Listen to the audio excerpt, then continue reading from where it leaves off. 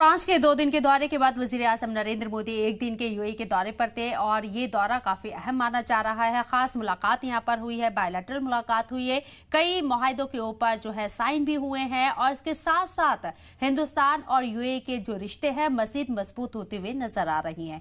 क्या सिर्फ ये महज एक स्ट्रैटेजी है या फिर वाकई में अब चीजें बदलती हुई नजर आ रही हैं? इस मौजू पर बात करने के लिए हमारे साथ जो खास मेहमान चर्चा में शामिल हो रहे हैं उनका तारुफ आपसे कराना चाहूंगी। कमर आगा साहब मिडिल ईस्ट एक्सपर्ट हमारे साथ मौजूद हैं, प्रोफेसर आसिफ रमीज दाऊदी साहब इंटरनेशनल अफेयर्स एक्सपर्ट मौजूद हैं, ब्रिगेडियर शारदेंदु साहब हमारे साथ इंटरनेशनल रिलेशन एक्सपर्ट मौजूद हैं और मेजर डॉक्टर मोहम्मद अली शाह साहब हमारे साथ डिफेंस एंड स्ट्रैटेजिक एक्सपर्ट मौजूद हैं। आप लोगों का इस्तकबाल है जी सलाम में है। मेरा सवाल यहाँ पर मेजर साहब आपसे है, आपसे समझना चाहूंगी कि हिंदुस्तान के बाहर जितने भी मुस्लिम ममालिक हैं वहां देखा जाता है वजीर आजम नरेंद्र मोदी के वो मुरीद नजर आते हैं। ये मैं इसलिए कह रही हूँ क्योंकि जो वहां के सबसे हाईएस्ट अवार्ड है उससे उन्हें सरफराज किया जाता है, चाहे मिस्र की बात कर ले, फिलिस्तीन की बात कर ले और अभी सऊदी अरब की बात कर ले, आप यूएई की बात कर ले, ये तमाम ममालिक मोदी मुरीद नजर आते हैं। लेकिन क्या हिंदुस्तान के अंदर ये छवि आपको नजर आती है क्या?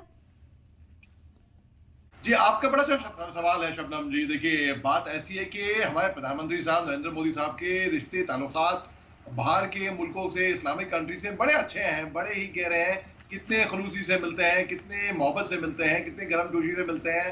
और वही बात हिंदुस्तान में है।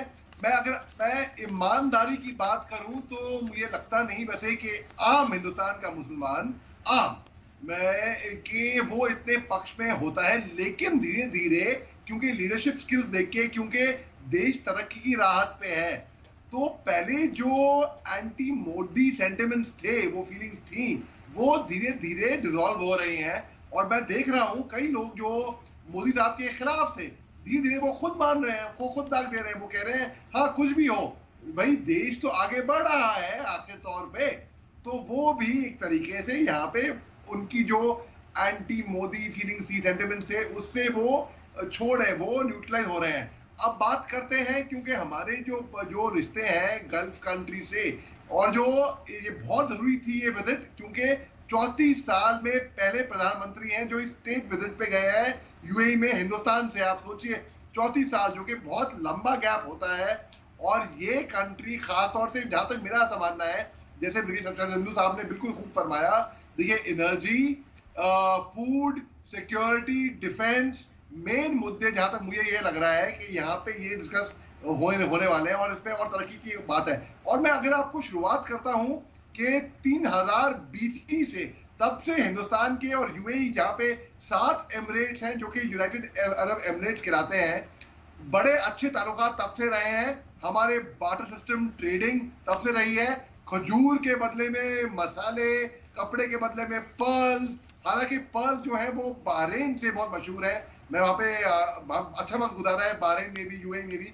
तो मैं आपको बता रहा हूँ पर्ल्स खासतौर से 71 के बाद जब फेडरेशन हुई, उसके बाद से हमारे रिश्ते, हमारे ताल्लुकात बहुत ही अच्छे हैं। और ये बहुत जरूरी है उन ताल्लुकात को और पुख्ता करना।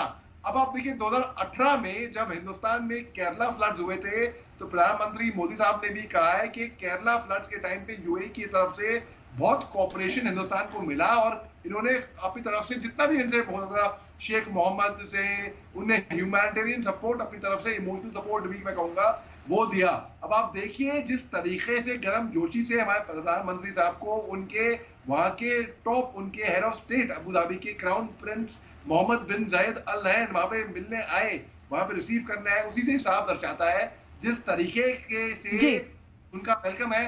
बुर्ज खलीफा में हिंदुस्तान का ध्वज उस तरीके से वो उन्होंने पेंट कर रखा है वहां पे, जब चाहे पाम जुमेरा हो, चाहे कहीं पे भी हो, हर जगह पे हिंदुस्तान और ये शानदार तस्वीरें देखी हमने, हिंदुस्तान के तमाम लोगों ने शानदार, इनफैक्ट पूरे वर्ल्ड ने ये शानदार तस्वीरें देखी हैं। मेजर साहब, मैं आपसे सवाल लेती हूँ इसका, आपसे मेरा ये सवाल है कि खाड़ी देशों के साथ हिंदुस्तान की दोस्ती क्या हिंदुस्तान के लिए ज्यादा जरूरी है या खाड़ी देशों के लिए? और खासकर जब हम बात करते हैं मिडिल ईस्ट के, यहाँ हालांकि ये खिता जो है डिस्टर्ब नजर आता है, बावजूद इसके हिंदुस्तान अपने रिलेशन इन देशों के साथ मजबूत क्यों करना चाहता है? हम हासिल क्या करना चाहते हैं और कितना जरूरी है ये सब चीजें?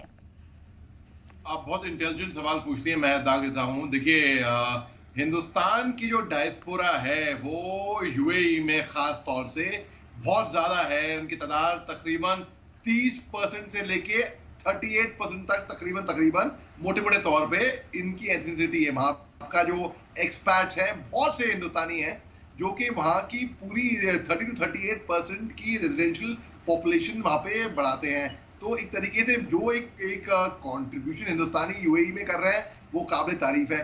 इसके अलावा 2019 में जब 6 अगस्त में यूएई ने हिंदुस्तान को सपोर्ट किया था, जब उन्होंने रीऑर्गेनाइजेशन ऑफ जम्मू कश्मीर के बारे में कुछ बात की थी, तब उस टाइम पे यूएई के एम्बेसडर ने सामने आके हमारे सपोर्ट में काफी कुछ कहा था।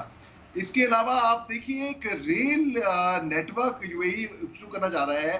तो उस रेल नेटवर्क के जब 2015 में हमारे प्रधानमंत्री साहब जब 34 साल के बाद एक स्टेट विजिट कोई प्रधानमंत्री वहां पे, जब मैंने पहले बताया जब गए थे, तब ये रेल नेटवर्क का भी वहां पे बात चली थी और एक मेमोरेंडम ऑफ अंडरस्टैंडिंग MOU 2018 में साइन हुआ था। वो हिंदुस्तान और यूएई के बीच में वो technical corporation rail network, rail sector के बारे में, क्योंकि हिंदुस्तान का one of the largest railway network है पूरी दुनिया में। आप देखिए कश्मीर से कन्याकुमारी कहां से कहां तक आप देख लीजिए, रेल कहां से कहां तक चलती है। आप अहमदाबाद से लेके आप देख लीजिए, आप हिसाब लगा दिए लामडिंग या दीमापुर, नॉर्थ ईस्ट तक वहां पे जो रेल नेटवर्क है हमारा वो काबिल तारीफ है। इसके अलावा 2021 में, अगस्त 2021 में हिंदुस्तान और यूएई का दोबारा एक एग्रीमेंट साइन हुआ था, जो कि एक इंडियन यूनिवर्सिटी का एकेडमिक एजुकेशनल एग्रीमेंट है, जो कि वहाँ के जो हमारे टीचर हैं वो वहाँ पे वक्त गुजारेंगे कम से कम 6 से 10 महीना सोशल साइंस पढ़ाने में। तो यूनिवर्सिटीज जो है, चाहे IIT IIM ले लीजिए आप, देखिए न्यूयॉर्क यूनिवर्सिटी है, न्यूयॉर्क यूनिवर्सिटी अमेरिका में है। न्यूयॉर्क यूनिवर्सिटी की एक ब्रांच अबू धाबी कैंपस पे है, जहाँ पे वहाँ के जो प्रिंस है वो स्कॉलरशिप भी देते हैं। मेरे खुद के भतीजे को एक 100% स्कॉलरशिप वहाँ पे मिली थी, वो वहीं से ही पढ़ा है, New York university Abu Dhabi campus. तो यानी कि हमारी जो दोस्ती जो है वो बहुत पुख्ता हो रही है और काफी अनकंडीशनल भी है यूएई के साथ। केवल डिफेंस या डिप्लोमेटिक टाइज या पॉलिटिकल टाइज या कोई ट्रेड के मामले में नहीं है। और आप देखिए क्यों आज की तारीख में हर कोई दुनिया भर में हिंदुस्तान की इज्जत कर रहा है। अमेरिका को आज की तारीख में हिंदुस्तान की इतनी जरूरत है जितनी हिंदुस्तान को अमेरिका की जरूरत होगी, मगर इतनी नहीं है जितनी अमेरिका को है। तो आप देखिए एक जो दौरे हुए हमारे प्रधानमंत्री साहब के, अमेरिका में हुए, फिर इजिप्ट में हुए, अभी फ्रांस में हुए, फिर यूएई में उसके बाद, तो मतलब ये इससे दर्शाता है कि हिंदुस्तान की जो इम्पोर्टेंस है, पहले भी अभी कुछ टाइम पहले, और बिल्कुल जैसे कि आपने फरमाया कि हिंदुस्तान के रिश्ते बेहतर रहे हैं। 2022 में 50 साल पूरे हुए राजनयिक संबंधों को लेकर इंडिया और यूएई के। साहब मेरे साथ लगातार बने। मेजर साहब, आलिसा की तरफ से जो बयान है, उन्होंने कहा कि एक कोशिश हो रही है, एक साजिश हो रही है दिखाने की कि हिंदुस्तान के अंदर जो मुसलमान है वो महफूज नहीं है या किसी तरह की उनके ऊपर खतरा लाहक है। इस तरह का बयान सऊदी अरब से आया है। और अब यूएई का दौरा, जो वर्ल्ड मुस्लिम लीग की अभी बात कमर आगा साहब ने कही है, ये चीजें बदलेगी, इस एक बयान से साफ हो जाता है।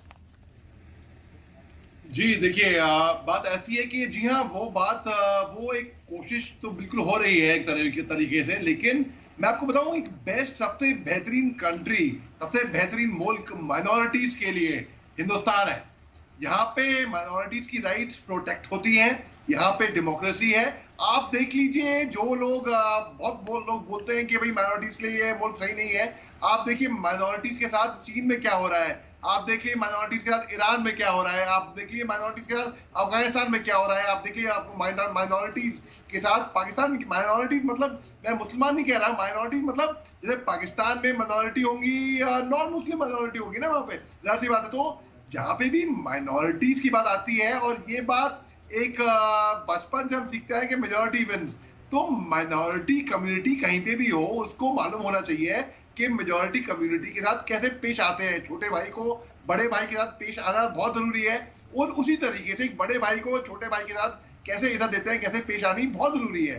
तो वो म्यूचुअल लव एंड रिस्पेक्ट होना बहुत जरूरी है। और मैं ये कहता हूं कि जहां तक मेरा पर्सनल तजुर्बा है, मैं क्योंकि बहुत ही प्रोटेक्टिव एनवायरनमेंट में रहा हूँ, ये बात मैं मानता हूँ, क्योंकि मैं डिफेंस फोर्सेस से हूँ, और डिफेंस फोर्सेस में बहुत ही सेक्युलर और सिक्योर एनवायरनमेंट रहता है। तो ये बात, इसमें तो कोई शक की बात है ही नहीं तो क्योंकि मैंने जहां तक मेरी अपब्रिंगिंग रही है, मेरी परवरिश रही है, मैंने देखा है जिस पलटन से मैं आता हूँ, रेजिमेंट ऑफ आर्टिलरी तोपखाने, वहां पे नासिक में आर्टिलरी सेंटर में ही एक स्क्वायर में मंदिर, मस्जिद, गुरुद्वारा और चर्च एक ही साथ को एग्जिस्ट करते हैं। तो हम वहां से आते हैं, तो हिंदू मुस्लिम सिख ईसाई आपस में हम सब भाई भाई, ये मैं सीखते हुए आया हूँ। अब आप देखिए, आपकी बात को मैं और आगे ले आता हूँ और मैं बोलता हूँ, जब भी हम डिस्कशन कर रहे थे अभी यूएई के साथ, हमारे जो ट्रेड है यूएस डॉलर 67 बिलियन था 2013 में यूएई के साथ, वही ट्रेड यूएस डॉलर 49.3 बिलियन हुआ 2016 में, यानी कि ट्रेड गिरा।